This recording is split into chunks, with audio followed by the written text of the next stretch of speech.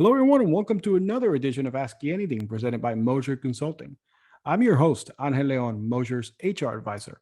This week, we're bringing you part two of our conversation with Liesel Mertes on workplace empathy. We hope you enjoyed our first part, which aired last week. Without further ado, here's part two of my conversation with Liesel Mertes on workplace empathy. So I have to ask, how is empathy linked to productivity? Well, it's a great question. Let's begin with just the desire of the workforce, especially since we're dealing with the great, resignation, as it's hard across industries to attract and retain people. Mhm. This is more and more like it's tied to millennials solidly being, a middle-aged workforce and younger generations coming up. It's tied to the pandemic, but people want more empathy at work. And there are data gathering organizations who have been asking about this for the last couple of years. Mhm. So Business Solver, their empathy at work survey has some really tremendous data points. 82% of respondents in 2000 said that they would switch jobs for increased empathy. 78% directly linked the presence or absence of empathy to their productivity. Like I'll Mhm. work better if they show me more empathy. Interestingly enough, only 50% of CEOs agreed with that, which shows that there's a Mhm. disconnect between what people are saying they want and what leadership is giving them. But let's look like even towards, okay, so maybe this will help you attract or retain. You might be thinking it will, it definitely will. But let's talk about how it actually affects the bottom line. So the Grief Recovery Institute did a survey. It was a long time ago now. It was in early 2000s, but they were looking across industries, like what is the dollar related loss to American companies because of grief related instances. This includes death. It also included a divorce or the loss of a pet. Like it was really wide ranging. And adjusted for current inflation, that number is over $100 billion of lost revenue to American Wow. businesses. And that is related to increased sick days that are taken, the phenomenon of presenteeism, where I'm clocking in, but like my brain literally can't Yeah. focus on it. Even looking, like they looked at a number of different sectors, heavy machinery, like people are making more mistakes and errors. Uh, and the final part of this, like, picture to give a high level view is that the presence or absence of empathy actually affects our brain connectivity. We have two hemispheres. Well, we have a number of parts of the brain. But for this example, you have your lower brain, like your cerebral cortex. This is where we talk about the fight or flight Mhm. mechanisms that come into play. And then you have the prefrontal lobes, which they are where more of our rational thought or sending nuanced emails with lots of bullet points comes from. And the goal is a free flow of information between this instinctual part and this rational part. And when we are stressed out and overwhelmed, like that free flow of information stops. You're only in this like emotive, fear based place. But actually, so how empathy comes into play is we have these mirror neurons in our brains that scientists studying primates actually discovered a little over 30 years ago.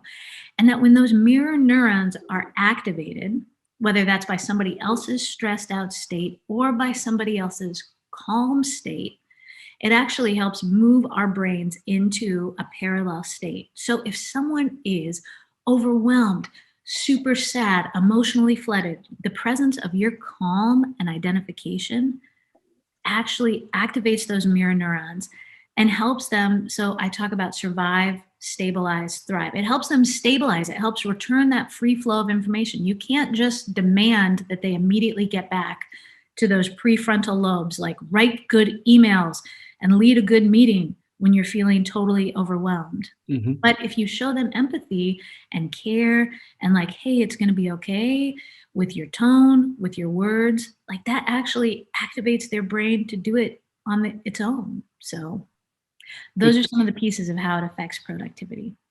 it's very interesting. Everything that you mentioned from the surveys of empathy, of people wanting more empathy, and unfortunately having leadership that does not see that as a valuable asset to have. Because I oftentimes go back to my time as a manager, and I don't mean to go often to that, but that was one of the things that I always told the people I manage is that I'm here for you. I'm not this overarching know-it-all person. I am going to guide you, yes, but I need your guidance because you guys are driving my team. Mhm. And the success that we have is the success that you have.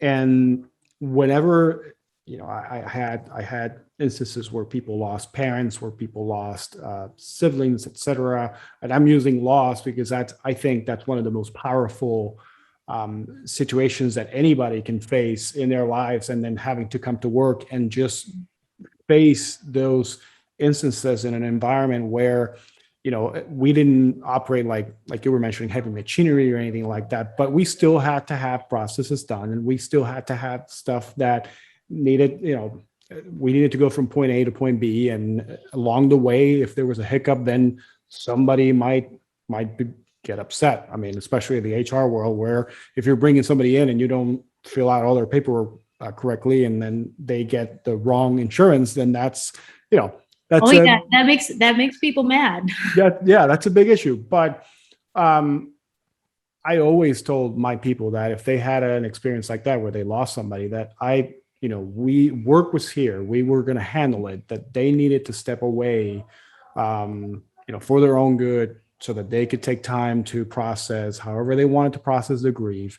Now, the old cliche is, no, I'm strong, I can be here. Work actually takes my grief away. It takes everything that you mentioned is true. When we are in a state of grief, to continue using that example, that doesn't necessarily become true because your grief is still there. Anything can trigger it. I mean, loss of a pet, loss of a loved one is something that is going to come up at some point during your workday, that it's going to trigger that sadness. And then it's going to, whatever thing you were doing in front of you, it's going to just stop.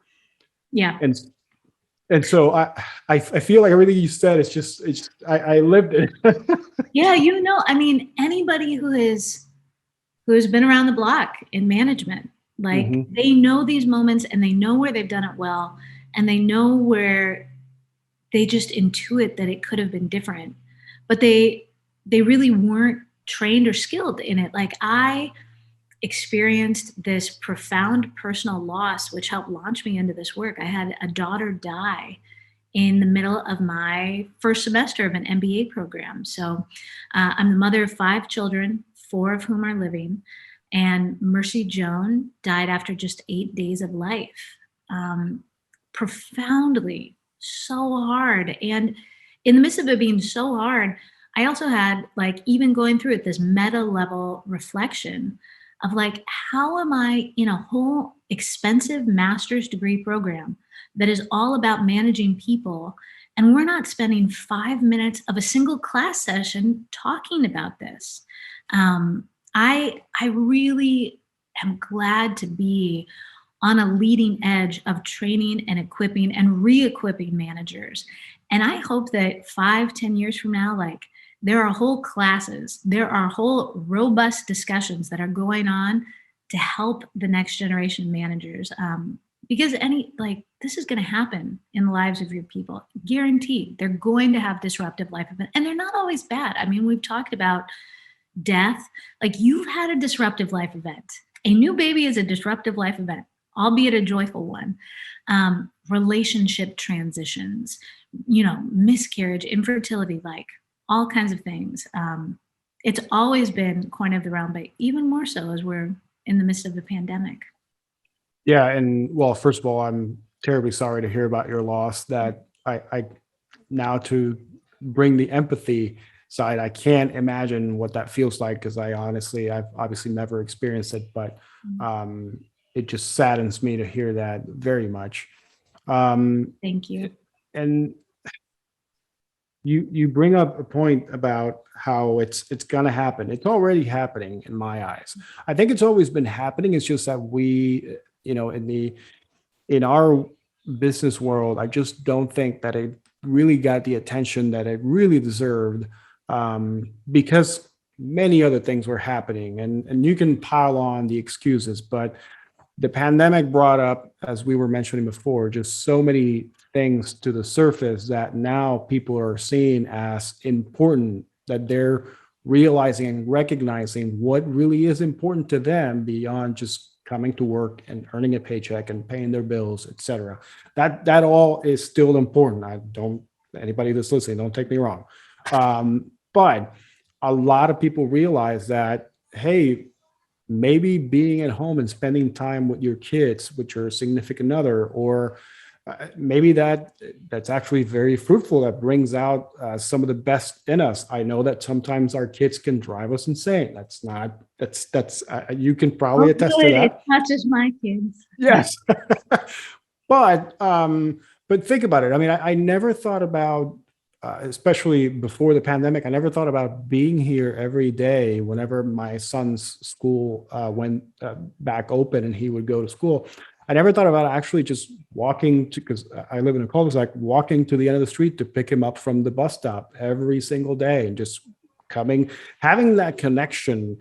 Because before then it would just come after the workday, because I would go pick him up at daycare, and then we all live busy lives. But the fact that I was able to walk out to the end of my street, have that connection right then, ask him how his day went, or he would come out of the bus and tell me the first thing that came out of out of his mind, and so that would then drive basically the rest of the day. But those things, those unnatural things that weren't happening before, because we all had these scheduled lives where we went to work, brought, took the kids to school, went to work, go get the kids from daycare, bring them home, cook, get them ready for the next day, etc. Now all of a sudden that all just got scrambled, and Yeah. so everything just kind of just went to the side, and now you're having these experiences that maybe you wouldn't have if life were still the same way it was before Right. 18, 19 months ago.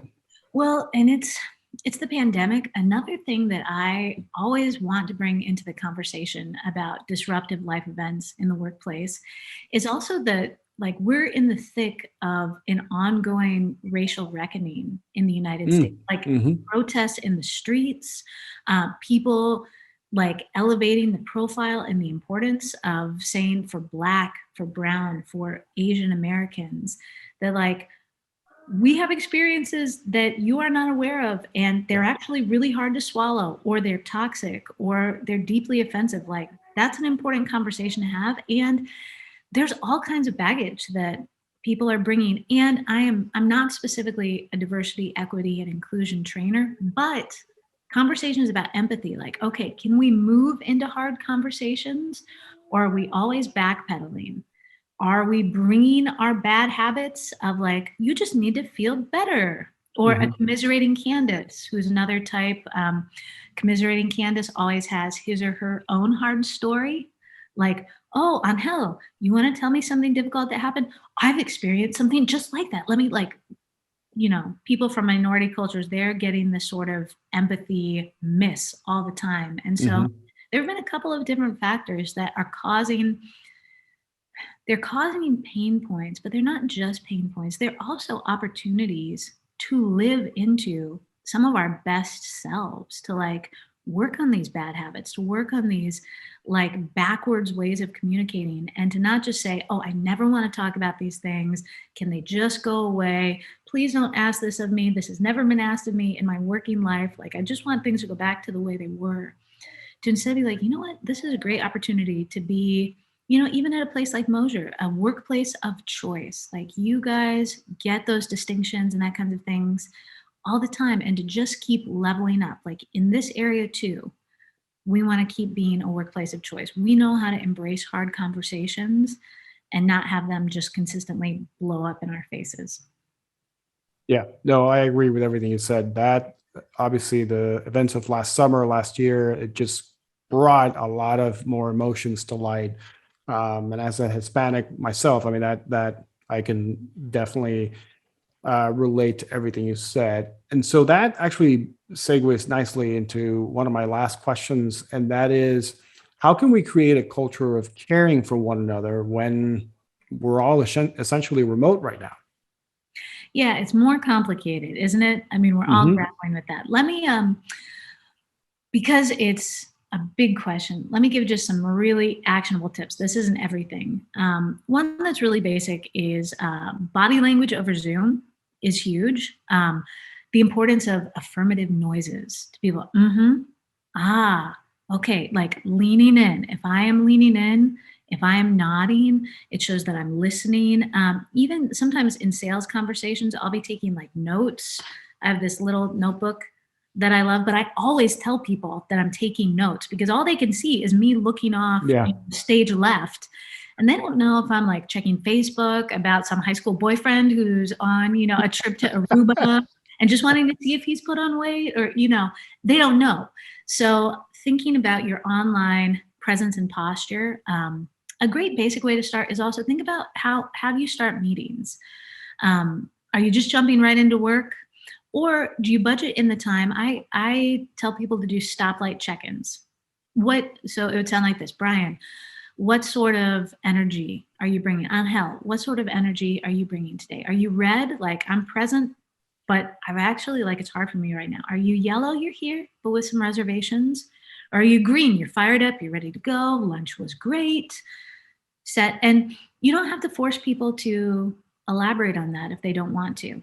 Allow the space for them if they do, but it also gives you great information to follow up on later. If somebody is red and you're the leader, even if you're not the leader, maybe circle back and say, hey, I noticed you read today. Is there anything you want to talk about? Anything I can help with?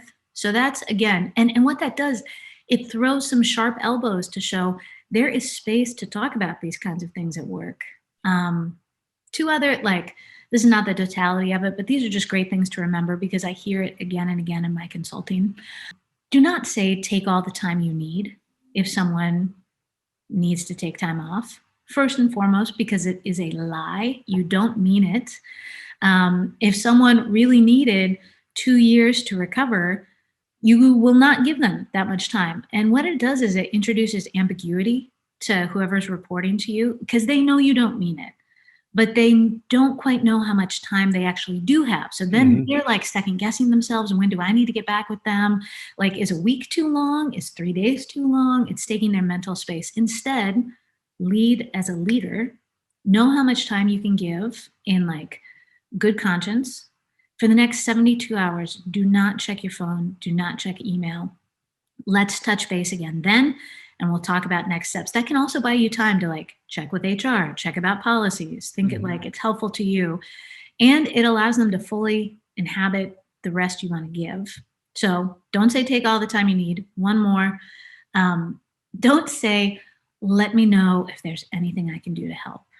That again is like very well intentioned. But when someone's going through something hard, when their marriage is falling apart, they don't have that much extra mental space to think, okay, what thing could I have you do? Or maybe they do, but what if they ask you to do something you hate? Like, what if they say, can you feed my cats? And you hate cats and you don't want to feed their cats. Instead, think about like, what are some things that you can specifically offer within your purview? And if you're a manager, think about like reallocating work. That's a primary way managers can care for people. But think about things like, hey, I'm going to Costco later on. Can I pick up some snacks for you and your kids? Because I know you're driving back and forth to the hospital. I'm already getting squeezable applesauce for my kids. Or, hey, I'm getting Grubhub tonight. Can I just order you from your like favorite place? And then don't be offended if they say no, or if they say they don't want it. Like, you have put it out there. Don't be afraid to put it out there again. But that's so much more actionable and tangible than just let me know maybe sometime if there's anything I can do to help. What that does is that makes you feel good. It rarely translates into something that actually helps the other person. Yeah, no, absolutely. That all of those things that you mentioned are things that we do or we used to do in a manner that was just, sometimes you do it because you think it's not offensive. You're trying to put out the hand just to give somebody that help, but be more direct, be more specific. It's basically what it comes down to. And as you were mentioning, if you're a manager, if you're listening to this, be more direct. Like Liesel was saying, if you're offering somebody time off, don't say take all the time you need because you know you won't be able to give PTO for 2 years. So just offer, a week, 72 hours, maybe 3, 4 days. If it's something that happens on a Wednesday, offer the rest of the week off so that they can then just take those days plus the weekend and maybe come back on Monday. But yeah, no, I agree with those things. So Could I throw in one yeah, more thing at this moment? Sometimes, like if we were talking in a group facilitation or over coffee, like I can see it in people's faces. There are these moments where, so for listeners, maybe they're listening and they're like, oh no, I have been that person. Like I totally, like somebody shared with me and I just jumped right into fix it mode, or I didn't care for someone. Like we can have a backward glance, like ways in which we have not been how we would have wanted to be or how we've come off. Those are good moments of awareness. And I just encourage any listeners, if you're having that moment of like, oh no, I did that last week, that stinks. Apologies are super powerful. I teach this stuff. I am not perfect in it. I do the apology thing all the time. And it sounds like this. I can think even with an extended family member of something I've had to do within the last 6 months. I said, you know what? I really was not supportive of you during that hard season that you and your husband were having. I didn't check in with you the way I would have wanted to. And I realized like I didn't show you the care I would have liked to. And I'm sorry about that. I wish that that was different. And next time, something like that comes up again, I really want to do it differently. That sort of declaration of intention and also owning your stuff is really powerful, especially within work settings. So don't be afraid to circle back. It's always meaningful. absolutely. I agree. I've had many instances where I've had managers actually come to me and do exactly what you just did because they didn't feel like they should inform HR or that I didn't feel like this would move up to a level of HR. So I apologize in advance. And that's something that to me it's very powerful because it does mean that they might have just had a sleight of hand. Maybe they just missed the opportunity to come in and kind of brief us on it. But it is a very powerful thing, and it works both ways. If you're the individual with the issue and you've maybe neglected to go to your leader or neglected to go to the person you trust the most, maybe, and I'm talking the workplace specifically. This can move out of the workplace into your family, etc. I'm sure, but in the workplace, if you've neglected and you've maybe shown a little bit of an attitude, a little bit of a you know condescending tone, and somebody, Mary over there, that's your best friend, she probably noticed it and she hasn't said anything because hey, maybe Lori's having a bad day, and so I'm Mary sitting over here not thinking about what Lori's going on, but then Lori finally decides to speak.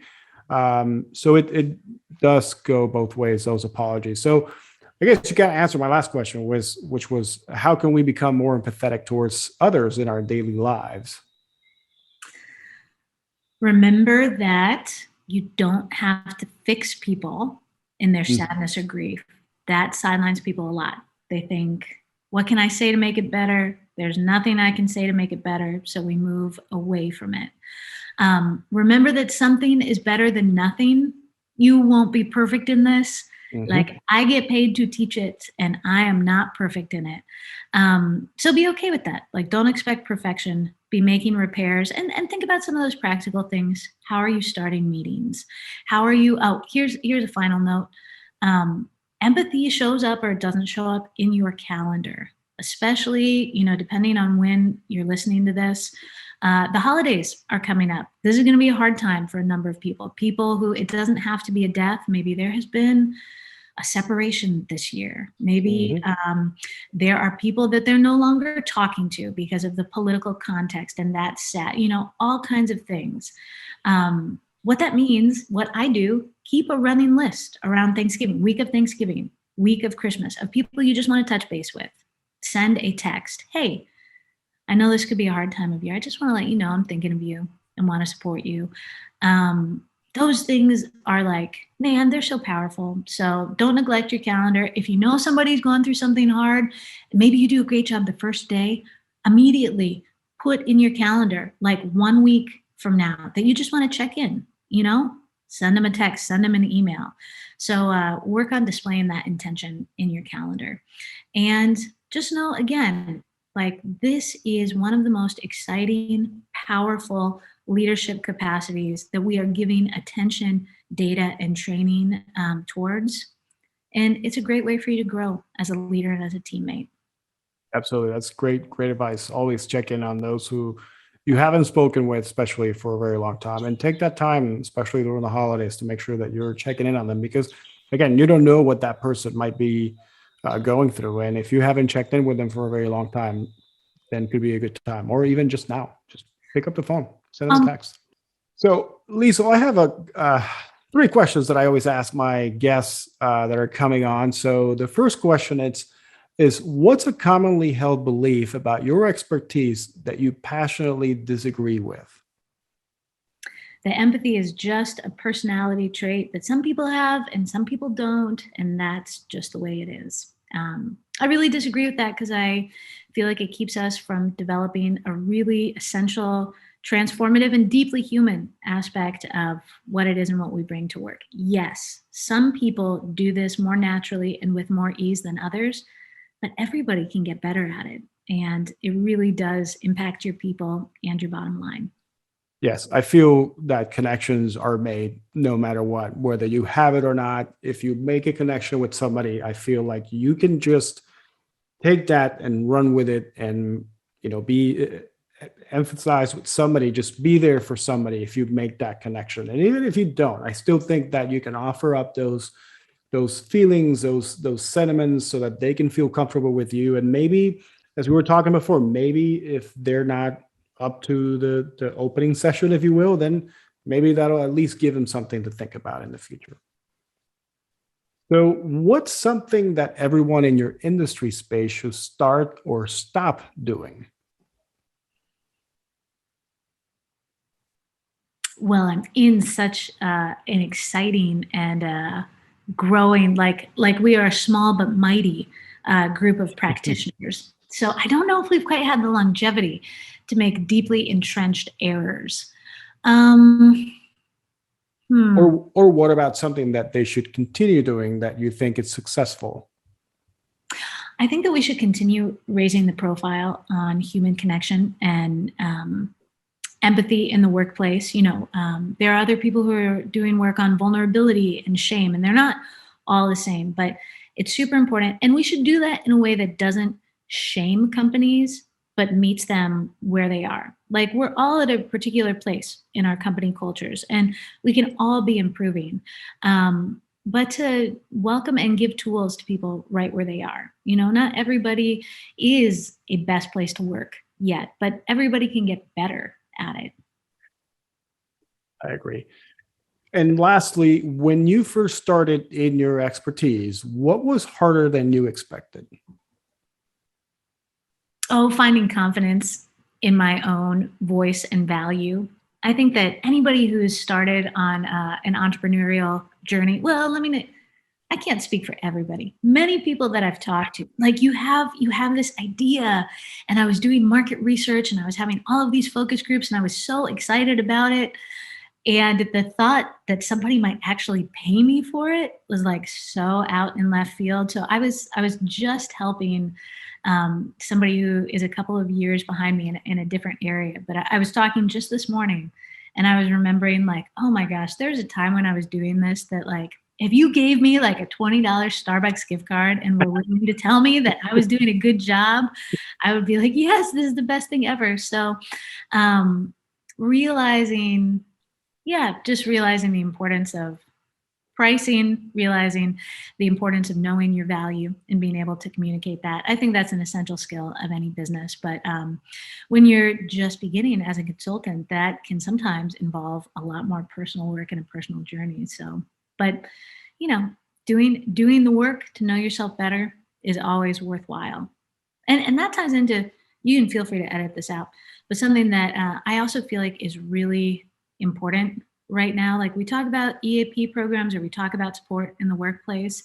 And a lot of times like those programs are being utilized more. They're still so underutilized because there's all sorts of defense mechanisms that we have about the type of people that go to counseling, and thinking that we have to be, you have to be on the edge of like a total emotional collapse to validate going to counseling. Like the EAP, it is confidential. Your HR person and your manager do not know what you talk about. So many people are using it. As someone who has benefited from personal counseling, from grief counseling, from marriage counseling, multiple times marriage counseling. It's why I still like my husband. Man, it's like the healthiest people you know are going into their stuff in counseling, and it will make you a better person in your household. It will make you a better person on your team. And maybe this is just like the moment to nudge you closer, but like, you don't have to wait until your whole world is falling apart. To that point, kind of look at it as basic maintenance on your car. My car is running fine. After the set number of 1,000 miles, I'm still getting the oil changed. Yes. That will help it continue to run fine. This is something that I have posted about. Like, we give more care to our vehicles. And to ourselves. It's basic maintenance that prevents further, more complicated, far more costly interventions being required later. 100%. No, these are conversations that, I mean, I work in HR, obviously. So these are conversations that I'm oftentimes having with a lot of people about taking away the stigma of EAP programs, of the help that they offer, because they are there to help you. I can't tell you the number of times that I've had a conversation with somebody and I've offered up our services, which, as you mentioned, they're confidential. I don't even know that you're talking with somebody or when or where. I have no, once I release you into that world, it is you and the individual. That is it. I, as an HR individual, have no clue. And yet I still get so much pushback because it is a stigmatized, and I hate to use that word, but I feel like it is something that people just don't see as a valuable resource. Because like Brian was saying, I mean, you go take your car every 5,000 miles to the shop to make sure that it runs. Why can't you just take yourself to a conversation with somebody that doesn't know you, that just wants to listen to you and provide you with resources to ail whatever it is that you're hurting in, especially in those feelings and those issues, personal issues that a lot of people have. Yes, they might not be resolved with one conversation. They might need more time. But the fact that you're taking that first step, that just, it should take off a huge weight off your shoulders. Yeah. And if it feels scary, if it feels like a lot, sometimes it is. And it's still worth doing. And the great news is it doesn't have to be expensive. That's sometimes a sticking, factor for people. Like, sometimes it's totally free, depending on your EAP program, because they know the same way that people invest in preventative health. Like, you get that free doctor's visit, 2 dental visits. Like, it's a good investment. Yes, do it. So, Liesel, it has been wonderful to have you with us on Ask Anything. Thank you so much for joining us today. If you're interested in Liesel's work, you can check out our podcast, Handle with Care, Empathy at Work, which is available wherever you get your podcasts and on her website, lieselmertes.com. Thank you for listening in to this week's edition of Ask Anything, presented by Mosier Consulting. We hope you enjoyed listening to part 2 of our conversation about empathy in the workplace with Liesel Mertes. Join us next week when we continue to dive deeper with our resident experts and what they're currently working on. And remember, if you have an idea or a topic you'd like us to explore, please reach out to us through our social media channels. In the meantime, please remember to give us a rating and subscribe to our feed wherever you get your podcasts. Until then, so long, everybody.